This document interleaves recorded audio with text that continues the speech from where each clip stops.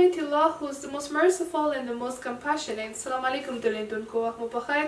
په دې لږ ټول جوړ او روغ او د عافیت په جامو کې خوندي اوسئ. تاسو ته الله سلامت. زموږ د دولسم صنف د انګلیسي ژبې نوي درس نوې ویډیو ته له خیر سره په ننني ویډیو کې د نوو شاګردانو موږ به بحث کوو او زده کړې کوو د چې په هکله باندې یو نوی ګرامر لرو له خیر سره چې زموږ ګرامر د نن لپاره دی if plus past plus would.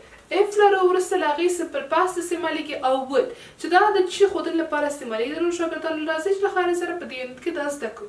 نو د دې ویډیو تر پایه موږ سره اوسئ تر دې پورې چې پوه سئ if plus simple past plus would د چې لپاره استعمالیږي. د نورو شاګردانو موږ په یونټ 6 کې to page 88 او همدارنګه چې تاسو د یونټ 6 په انټروډکشن کې ما تاسو ته وویلې چې له خیر سره یو نوی ګرامر به زده کوو موږ چې د موږ نننی ګرامر له خیر سره به موږ بحث ده if plus would plus verb 1. دا سټرکچر د چې د ښودلو لپاره استعمالیږي. راځئ چې مخکې له دې کتاب ته لاړ شو دې په هکله بحث وکړو. تاسو ته ښایي تشریح کړم بیا به خپل درس ته ادامه ورکړو. نو راځئ چې شروع کړو. if plus would plus verb 1. It is used to talk about imaginary and unreal situation which could not happen now. if plus simple past plus would استعمالیږي چې د یو imaginary یعنی تخیلي یا چې خپل ذهن کې موږ لرو یا هم unreal یعنی غیر واقعي داسې یو وضعیت چې اوس واقعیت نه لري حقیقت نه دی داسې یو وضعیت په اړه خبرې کوي and which cannot happen now چې اوس نشي رامنځته کېدلی نشي ترسره کېدلی اوس مهال کې چې موږ دا خبرې کوو دا کار نشي ترسره کېدلی یعنی موږ د if plus simple plus would په واسطې داسې یو کار یا داسې یو عمل ښیي چې اوس مهال دا کار نشي رامنځته کېدلی مګر موږ د خپل په امیجنیشن کې په خپل ذهن کې دا تصوروو که داسې یو موضوع وای موږ به داسې یو کار کړی وای مګر اوس دا کار نشي مخ کېدلی. موږ همدارنګه یو سټرکچر په خپل تېرو درسونو کې هم ویلی و چې if plus simple present tense plus simple future و چې دا د داسې یو عمل یا داسې کار ښودلو لپاره استعمالېده چې که اول کنډیشن یا شرط ترسره سي بیا وروسته له هغې به عمل ترسره کېده مګر په ننني سټرکچر کې له خیر سره همدارنګه چې مو تاسو ته ویلې په if plus simple plus would په واسطې موږ د یو imaginary یا هم unreal یا هم وکړي hypercritical کنډیشن په هکله خبرې کوو چې اوس دا نشي ترسره کېدلی موږ په خپل ذهن کې دا تخیل کوو که داسې یو موضوع وای موږ به داسې یو عمل کړی د هغه په مقابل کې ښودلی نو اوس مهال چې موږ خبرې کوو دا کار نشي کېدلی یوازې موږ په اړه imagination لرو. سو راځئ د نورو شاګردانو لاړ شو د خپل مثالونو ته د مثالونو په هکله بحث وکړو او مثالونو کې به ډېر زیات تاسو ته به واضح شي. if I came to match که زه match یا مسابقې ته راغلی وای I would encourage you ما به ته تشویق کړی وی. It means that په تېر وخت کې که زه راغلی وای ته به مې تشویق کړی وی. It means that څه معنا لري اته په پښتو کې کله چې دا جمله ترجمه کېږي معنی واضح کېږي چې یعنې نه زه تللی یم میچ ته یا مسابقې ته او نه مې انکریج کړی یا مې تشویق کړی دی یعنې اوس په خپل امیجنیشن کې په خپل ذهن کې همداسې یو تخیل کوم که زه راغلی وای که زه هلته وای داسې یو کار به مې کړی و مګر نه یم تللی او اوس مهال دا کار نشي کېدلی چې بېرته زه لاړه شم میچ ته بېرته میچ پیل سي زه به بېرته دا انکریج کړم It's not possible. مونږ د یو سپیسیفیک یا د مشخص وخت په اړه خبرې کوو چې اوس هغه وخت تېر شوی دی او نشي کېدلی بېرته راشي. بل یو ته لاړ شو if she studied more که هغې زیات درس ویلی وای she would get first position که هغې زیات درس ویلی وای هغې به د اول نمره کې پوزیشن یا اول نمره شوې به وه. It means that هغې زیات درس ونه ویلی او اوس اول نمره کې پوزیشن یې اخیستې ده نه خیر نه نه دې اخیستې نه یې درس زیات ویلی ده او نه یې د اول نمره کې پوزیشن اخیستې ده. سو مونږ د یو تېر وخت سپیسیفیک مهال په اړه خبرې وکړې چې اوس نشي رامنځته کېدلی. The next one. If you helped her که تا هغې سره مرسته کړې وای she would be happy now. هغه به اوس خوشحاله وه. که تا ورسره مرسته کړې وای هغه به اوس خوشحاله وه. سو په دې جملې کې آیا تاسو مرسته کړې هماغه شخص چې زما مخاطب ده آیا هغه مرسته کړې نه خیر نه نه دې کړې آیا هغه اوس خوشحاله ده نه نه ده.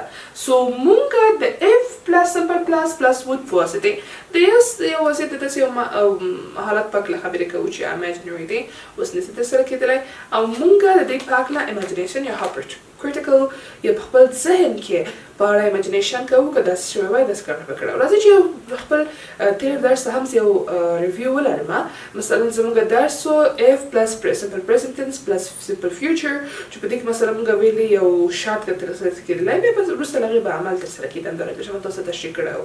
سو اوس مثلا که زه ورته مثلا for example if you go to foreign countries, you will see different cultures. که خارجی ملکون تلارسی تل مختلفة رسم رواجونه بوره.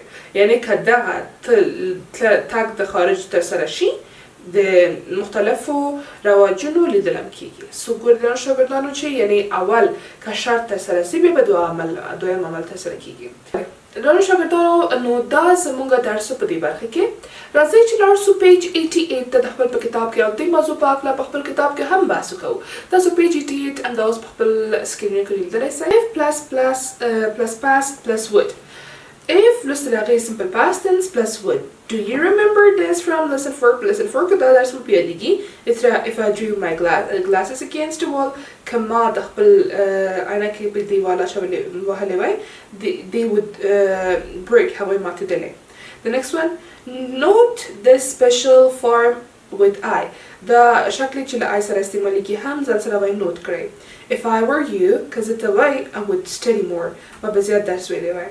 If I were a mechanic که زه یو مکانیک یا مستری وای I would repair my own car. ما به خپل موټر ترمیم کړی وای. And the next one, we do not use was. مونږ was نه استعمالو instead we use were. راځي چې د ګرامر موضوع ته هم لږ څه بحث وکړو. اوس شاید سوال سوی چې ولې په کتاب کې لیکل شوي دي if I were.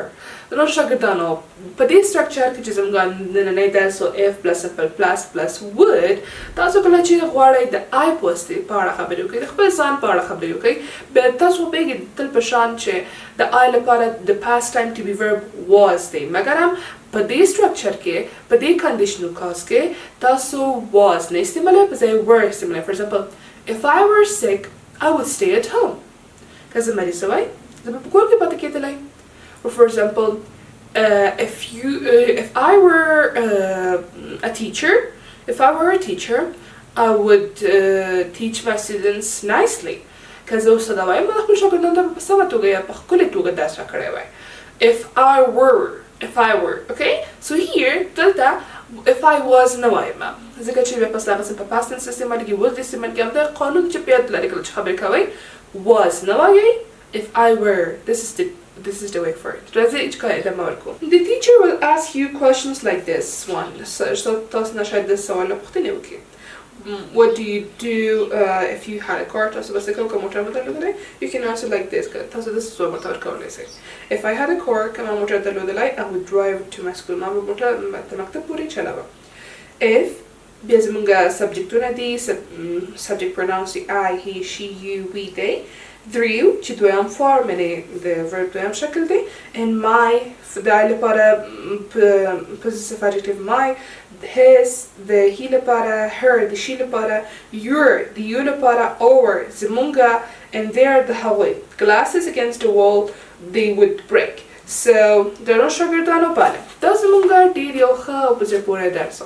له خیره سره په دې هیله چې درس مو زده سوی اوسي او موضوع مو کش کړی اوسي نو یو ډېر په زړه پورې ګرامر مونږ زده کړه او د هغې ترخوا مونږ د په دې ویډیو کې د خپل د تېر وخت ویډیو درسونه په هکله هم یو څه په لنډه توګه ریویژن یا هم نظر درلوده.